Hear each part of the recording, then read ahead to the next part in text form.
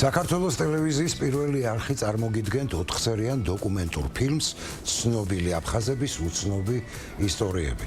ფილმში მოთხრობილია იმ ადამიანებზე, რომელიც ჩვენი კოლექტიური მეხსიერების მიღმა დარჩნენ. ფილმის ავტორები კი გახლავთ ქალბატონი ნინო ჩუტკერაშვილი და გიორგი მოლოდინაშვილი. გადაღებები ხდებოდა ძირითადად საზღვარგარეთ, საფრანგეთში, შვეიცარიაში, მალტაში, ესპანეთში. როგორც გითხარით, ქალბატონი ნინო გახლავთ ფილმის სცენარის ავტორი, ხოლო იდეის ავტორი გახლავთ ცნობილი მწერალი, პუბლიცისტი, ჟურნალისტი ქალბატონი ნატო მარშანია.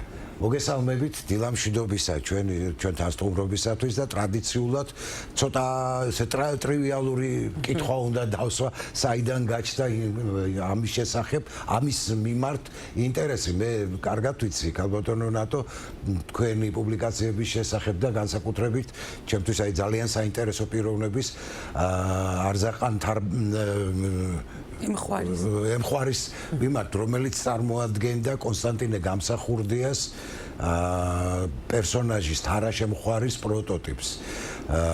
ამის შესახებ წიგნიც იყო გამოცემული თქვენი და ამის შესახებ 2015 წელს გავიგე ჩემი მეგობრისგან კობალიკაძისგან, როდესაც მასთან სტუმრობდით თქვენ პრაღაში. და მაინც საიდან წამოვიდა ეს იდეა? იდეა წამოვიდა, თუმცა აფხაზეთიდან შემოგვივიდა წიგნი, აფხაზეთის ისტორია, ასე ვთქვათ და მე გავხსენი ასყობ შემთხვევით იმ გვერდზე, სადაც ეწერა არზაყან ემუხვარზე, არა დადებითად და არა პოზიტიურად და ამიტომ ამის შემდეგ გადავწყვიტე, რომ გამეკეთებინა წიგნი არზაყან ემუხვარზე. 3 წელი მუშაობდი, მსოფლიოს სხვადასხვა არქივებთან მქონდა მიმოწერა და ასე შეიქმნა წიგნი, რომელსაც დავარქვი ქედუხრელი რაინდი.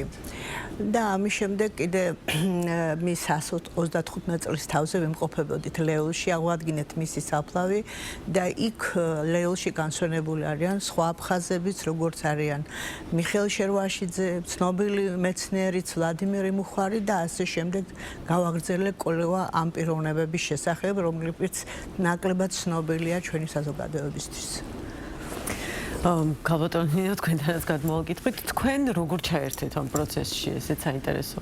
როდესაც ქალბატონო ნატომ გამოიკვლია იმიგრანტი აფხაზი არისტოკრატების ცხოვრება, შეიქმნა წიგნი აფხაზი არისტოკრატების საზღვარგარეთ და ეს წიგნი ქალბატონო ნატომ ბატონ კოტე ჯანდიერთან მოიტანა დოკუმენტური ფილმების სტუდიის ხელმძღვანელთან. ბატონი კოტე მე დამეკავშირა და მითხრა, ნინო, წაიკითხე ეს წიგნი და შეიძლება აქედან თუ არა ფილმი გამოვიყვანოთ. მინდა გითხრათ, რომ თავიდანვე რო ვკითხულობდი ამ წიგნს, თითოეული ფურცელი იყო ჩემთვის საოცრებების აღმოჩენა. თითქოს ყველა ვიცოდი ეს გვარები, შერვაშიძეები, ემხვარები, ჩხოტუები, მარღანი ვიცოდი. ხო, ყველამ ვიცით. მაგრამ რაც იმ წიგნში წერია და რა ამბებიც იქ არის მოთხრობილი, ეს იყო ჩემთვის საოცრება. ისეთი შთაბეჭდილებებით ავივსე და მე როდესაც შევხვდით ქალბატონ ნატოს და ასე ვთქვათ, გამოვიკვლიეთ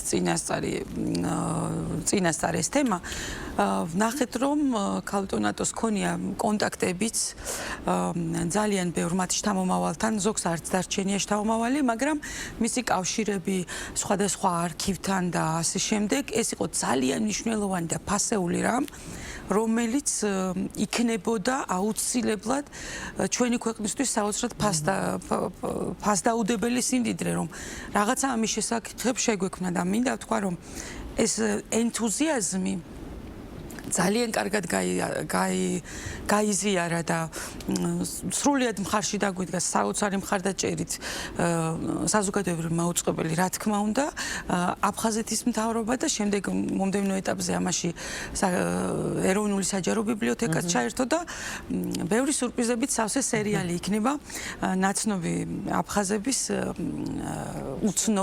ცნობილი აფხაზების უცნობი ისტორიები. თუმცა თუ შეიძლება ცოტას ჩავასწორებ, ეს არის სერიალის სახელწოდება, რომელიც დამოუკიდებელი დოკუმენტური ფილმი, ხო, სერიალი. ჩვენ გეგმავდით, რომ ალბათ 7 ფილმი შეგვექმნა 7 პიროვნებაზე, მაგრამ როდესაც დავიწყეთ მუშაობა, პირველი ფილმი პრინცი ნიკოლას ჩხოტუა 4 სერია, რომელსაც 4-ვე სერია ჩხოტუას ეხება. ნიკოლას ჩხოტუას ეხება, რომელიც იყო მალტის ორდენის კავალერი, იუსტიციის გენერალი და მისი საფლავიც კი გულის ფერფლის საფლავი, რომელიც თბილისშია, ესეც ქალბატონატოს მიკულეული და აღმოჩენილი და მოვლილია მის მიერ.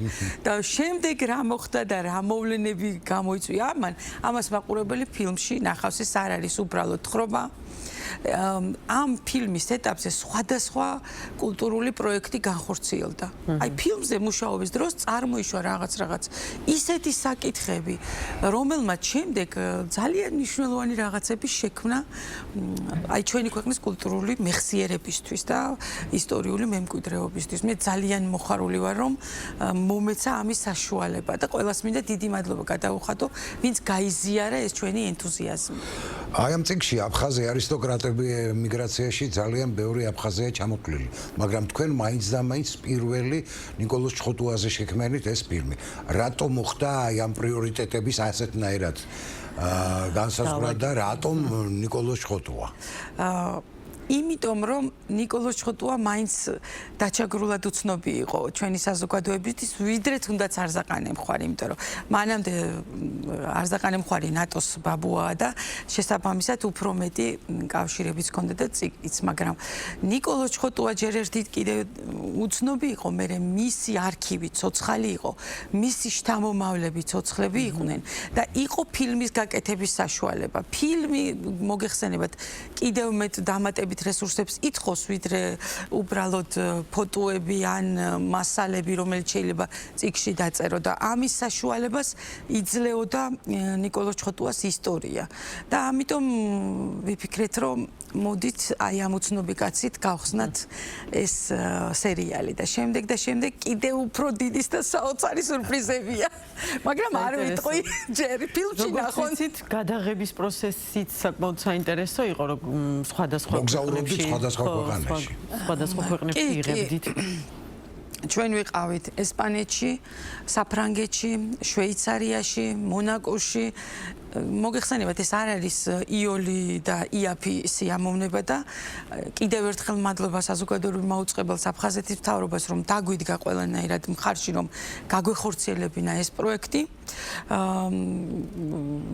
და იქ რაც ვიპოვეთ ჩვენ ქალბატონ ნატოს მანამდე ქონდა ურთიერთობა არქივებთან, შთამომავლების ნაწილთან, მაგრამ როდესაც ჩავდიოდით, მაინც უფრო მეტი იყო მოსამზადებელი სამუშაოების შესასრულებელი და ჩვენ ვიპოვეთ ძალიან ბევრი მნიშვნელოვანი არტეფაქტი.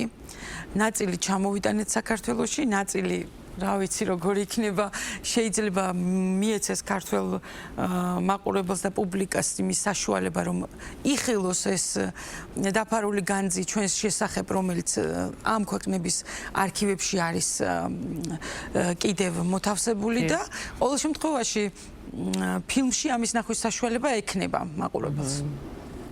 ქალბატონ ნატო, საინტერესოა აი იმ ნაწილში, როდესაც ახსენეთ შთამომავლები, ხომ?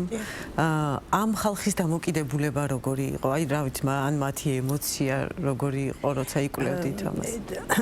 ძალიან რთული პროცესია, მინდა გითხრათ, შთამომავლებთან ურთიერთობა, ვინაიდან მაინც სანამდობას არ მოიპოვებ, ძალიან რთულია, მინდა გითხრათ, მაგრამ ჩვენ ეს შევძელით და ძალიან სასიამოვნოა მათ გაუჩნდათ სურვილი საქართველოში ჩამოსვლის, არქივის გადმოცემის. ნინომა ნაწილობრივ აღნიშნა ეს საკითხი.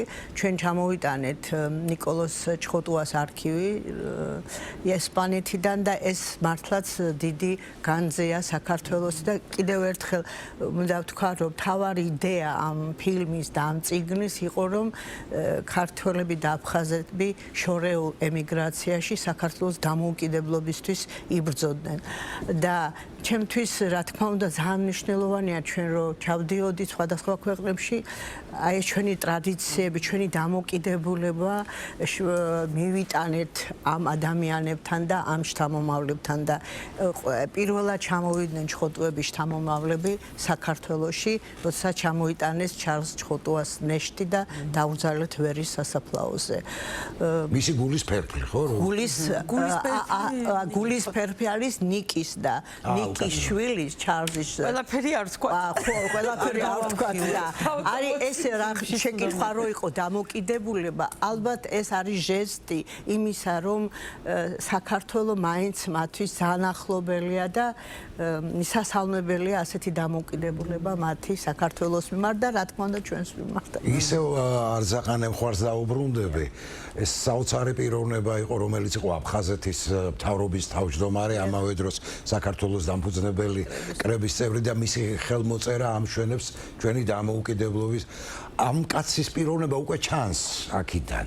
და თქვენ ბრძანეთ, რომ როდესაც იმ წიგნზე მუშაობდით, რაინზე მუშაობდით, ხო, საკმაოდ ცუდი შეფასება ქონდა აფხაზეთიდან.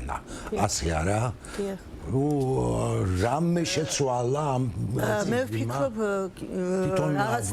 რაღაც დადებითი რაღაც იმპულსები წამოვიდა აფხაზეთიდან ვინაიდან ეს წიგნი გამოიცა ქართულ ენაზე და მე ვთარგმნე რუსულ ენაზე ეს წიგნი და წამოვიდა ესეთი შესთავაზებები რომ გამოიგზავნა ეს წიგნი აფხაზეთში და მე ფილმი შეიქმნა უდროობის გმირი ქვია ამ ფილმს რომ ერთსულოვნებამ შექმნა და ეს ფილმიც ნანახი და თან იცით არ არის ესეთი მარტივი აფხაზეთთან ურთიერთობა ამ ეტაპზე და არზაყან ემუხვარი შეიძლება დადგეს დრო და სხვა კუთხით შეხედონ ამ მართად დიდ პიროვნებას რომელიც მისი სიტყვებს სულ ამბობ ვინ საქართველოსა და აფხაზეთის ისტორიას იცნობს მისთვის შეუძლებელია მათი განცალკევების თუნდაც უბრალო წარმოდგენა და ასე იცხოვრა ეს მისი ცხოვრების კრედო იყო და ასე ერთ-ერთი დიდსულოვანი რაინდია ქართულ-აფხაზურ ურთიერთობებში. იცით აი ამ ბოდიშ გიხდით რომ დავამატებ უბრალოდ როდესაც ვეცნობით ამ ისტორიებს და ამას ფილმში გადმოვცემთ ესენი ყველანი აფხაზი არისტოკრატები არიან მაგრამ მე ეჭვი მიპარება რომ საქართველოს ამისთან აპატრიოტები ყოლოდა რაღაც ეტაპზე ესენი საოცრად საქართველოსთვის თავდადებული ხალხი იყო ხა ეს ის ხალხია რომლებმაც აფხაზეთი საუკუნეების განმავლობაში მართეს ახლა 2 დღის და 100 წლის ხალხი 100 წლის ხალხი ეს ის გენეტიკა რომელიც საუკუნები მართავდა ამ ძვირფას კუთხეს ჩვენი ქვეყნის და ყველაზე კარგად აცნობიერებდნენ რა იყო საქართველოს მნიშვნელობა გამოწვევა და მისი მასშტაბი ძალიან გავლენიანი ხალხი იყო ისინი აი ეს ძალიან საოცრება იყო ჩემთვის და სხვათა შორის მათი შთამომავლებიც დღესაც ძალიან მნიშვნელოვანი და გავლენიანი ადამიანები არიან ძალიან დიდი მადლობა. წარმატებები მინდა გისურვოთ და ჩვენს მაყურებელს შევახსენო რომ ხვალ შედგება ამ ფილმის პრემიერა ჩვენთვის ძალიან საკრალურ დღეს აფხაზეთის დაცემის დღეს 20 საათზე გადმოიცემა და ყველას გთხოვთ რომ არ დატოვოთ ეს თქვენი ყურადღების მიღმა. ნამდვილად. კიდევ ერთხელ დიდი მადლობა მობრძანებისთვის. ძალიან დიდი მადლობა დაგემშვიდობებით.